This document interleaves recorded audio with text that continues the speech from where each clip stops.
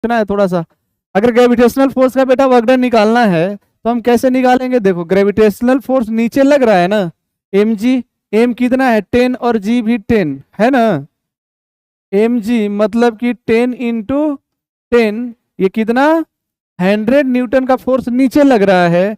Displacement इसका ऊपर हो रहा है, मतलब अपोजिट डायरेक्शन में दोनों हो गया ना, अपोजिट डायरेक्शन में हो गया मतलब 180 डिग्री एंगल हो गया, और cos 180 -1 होता है, तो इसका वर्क डन निगेटिव आएगा। फोर्स इंटू डिस्प्लेसमेंट, ए में कितना आ गया work done by gravity equal to force कितना है बेटा 100, और डिस्प्लेसमेंट कितना है 10, माइनस नहीं लिखे, माइनस छूट गया देखो, -100 इंटू डिस्प्लेसमेंट 10 है ना, तो ये कितना आ गया बेटा -1000 जूल वर्क डन आ गया इसका। ठीक है, अब देखो फोर्स एफ का हमें वर्क डन निकालना है, तो फोर्स एफ का हम वर्क डन तब तक नहीं निकाल पाएंगे जब तक कि एफ नहीं निकल जाए। सबसे पहला काम तो हमारा है कि फोर्स एफ निकालें, तो net force F equal to mass into acceleration लिखते हैं ना, तो नेट फोर्स देखो जिधर में एक्सेलरेशन है उधर में फोर्स हम पॉजिटिव मानते हैं, एफ पॉजिटिव और 100 निगेटिव हो जाएगा, मास इंटू एक्सेलरेशन, वहां से एफ पहले तो निकालो। तो क्या लिखेंगे इस बॉडी के लिए? Newton second law of motion, F minus 100, ये net force equal to mass into acceleration, mass है 10 और एक्सेलरेशन दिया हुआ है 2, तो एफ का वैल्यू देखो बेटा कितना आ गया, ये 20 और ये 100 जाएगा ऐड होगा, ये हो गया 120 न्यूटन फोर्स का वैल्यू। तो एफ कितना लगा रहे हैं, कितने फोर्स से हम इसको खींच रहे हैं 120 न्यूटन से, तो इस फोर्स का वर्क डन निकालना है, तो force into displacement, force into displacement work done by F equal to क्या हो गया देखो 120 इंटू डिस्प्लेसमेंट 10, एंगल तो जीरो हो गया cos 0 1, तो ये कितना आ गया 1200 जूल। ठीक है, पूरा हमें बना लेना, तो फिर जिससे डाउट होगा वो पूछना।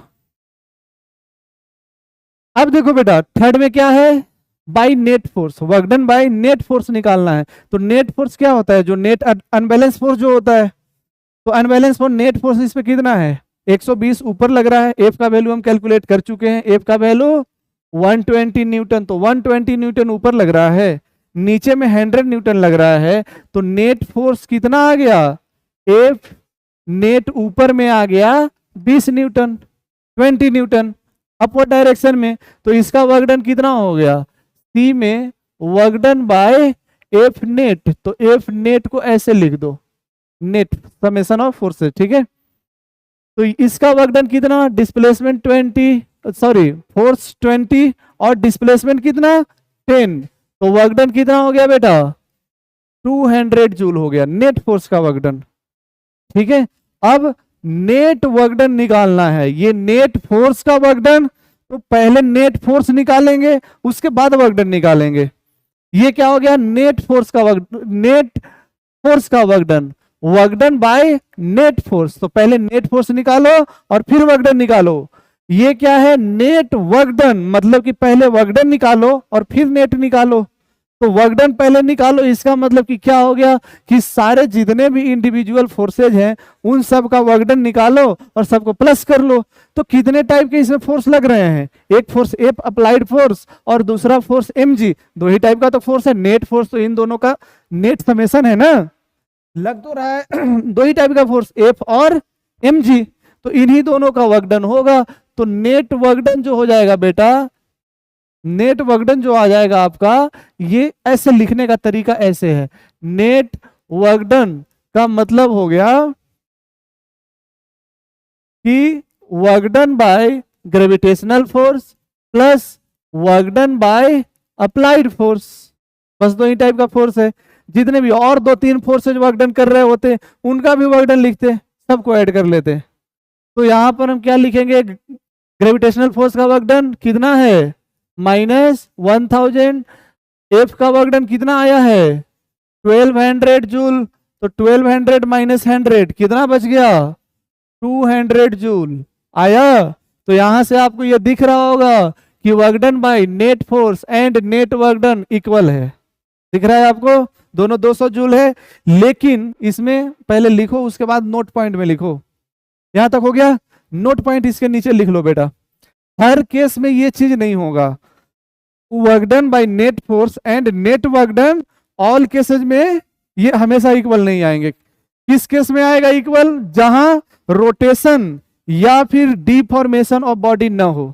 अगर बॉडी डिफॉर्म हो रहा है, जैसे कि रबर या स्प्रिंग, स्प्रिंग के एक एंड को पकड़ लो, दूसरे एंड को खींचो, तो एक एंड को पकड़े रह सकते हो, दूसरे एंड को खींचेंगे तो उसका डिस्प्लेसमेंट होगा। तो वहां पर work done by net force और नेट वर्क डन डिफर कर जाएगा, है ना। या कोई भी इलास्टिक बॉडी है, रबर है ना, तो इस तरह के केसेस में ये नहीं होगा, जिसका डिफॉर्मेशन होगा, मतलब रिजिड बॉडी के लिए होगा और रोटेशन नहीं होना चाहिए। रोटेशनल मोशन होगा, अगर ये पेन है सीधा अगर जा रहा है तो उस केस में ये इक्वल होगा, work done by net force and work done net work done. लेकिन अगर ये रोटेट करता हुआ जा रहा है तो फिर ये सही नहीं होगा, ठीक है। तो नोट पॉइंट में ऐसे लिखो बेटा, नोट पॉइंट में ऐसे लिखो कि इन केस, चलो इधर में हम लिख देते हैं,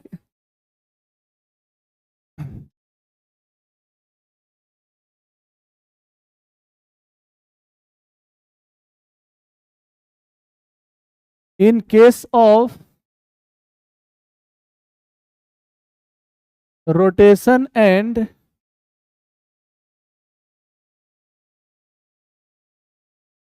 deformation, in case of rotation and deformation, in case of rotation and deformation क्या होगा बेटा? net work done is not equal to work done by net force, ये दोनों इक्वल नहीं होगा, बाकी ऑल अदर केसेज में इक्वल होगा, ठीक है।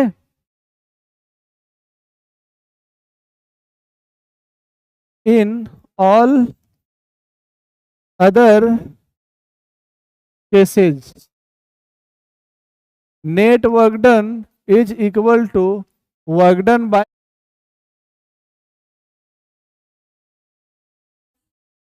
ग्राउंड पे ऐसे आके गिरा है तो इसका वर्क डन निकालना है, कहां से कहां बेटा? वर्क डन आपको निकालना है, देखो ये पॉइंट ए है और ये पॉइंट बी है, तो ए से बी तक आया जो चल के, इसमें वर्क डन निकालना है। कौन करेगा वर्क डन? पहले ये बोलो, ग्रेविटेशनल फोर्स, ग्रेविटी के कारण ही तो आ रहा है नीचे, तो ग्रेविटी ही तो लाया खींच के, तो यही तो वर्क डन किया।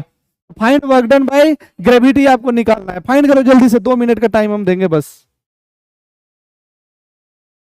Find work done by gravity है, सौजुल एमजीएच लगा लिए क्या? आप एमबीएस स्क्वायर लगा लिए, तो भी कैसे निकाले? अरे वहां का वेलोसिटी थोड़ी है, चलो देखो, अगर आप एमबीएस स्क्वायर भी निकाले तो यहाँ का भी लिखते, भी यहाँ का लिख दे तो थोड़ा सा एक होता कि चलो और कुछ नहीं तो काइनेटिक एनर्जी तो तुम्हें निकालने आ गया।